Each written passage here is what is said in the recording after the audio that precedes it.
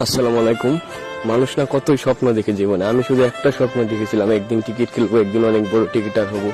আসলে আমার স্বপ্ন আমাকে যে এত দূর নিয়ে আসবে আমি কোনোদিন ভাবিনি। আজ দেখেন এই রুমে শুধু মাঠের কোণে একলা আমি পড়ে থাকি, একলা এখানেই থাকি। এই জায়গার আশেপাশে কেউ থাকে না, শুধু আমি একাই থাকি, শুধু এই টিকিট খেলার জন্য। সারাদিন কাজ করি, কাজের বিনিময়ে কোনো টাকা পয়সা কিছুই পাই না। শুধু 3 বেলা খাবার আর একটু প্র্যাকটিস করার সময় দেয়, তবু সেই সময়টুকু সময় মতো পাই না। সারাক্ষণ কাজের মধ্যেই ব্যস্ত থাকতে হয়। আসলে বাবার যদি অর্থ না থাকে, আমার মতো মধ্যবিত্ত ছেলের জন্য টিকিট শুধু স্বপ্ন। জীবনে কত চেষ্টা না করলাম এই টিকিট খেলার জন্য, কিন্তু ভাগ্য আমার সাথে কোনো সময় সহায় হলো না, সবসময় কষ্টের মধ্যে কেটে গেল। আজও টিকিটের জন্য বাড়ি ঘর সবকিছু ছেড়েছি, তবু আজ টিকিট খেলতে পারি না।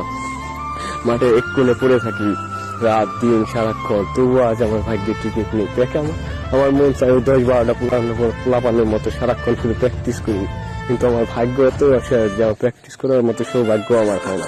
সারাদিন শুধু এই কাজের মধ্যেই ব্যস্ত থাকতে হয়। হয়তো টিকিট আমাকে কিছুই দেবে না, কিন্তু চেষ্টা আজীবন আমার থাকবে, কারণ আল্লাহর উপর ভরসা আর বিশ্বাস আমার আছে। আমি জানি আমার আল্লাহ পরিকল্পনা উত্তম। হয়তো আল্লাহ আমাকে একদিন দিবে, জানি না আমি কবে দিবে। জীবনে কি না করলাম, মা বাবা ছেড়ে সবকিছু ছেড়ে আমি এখানে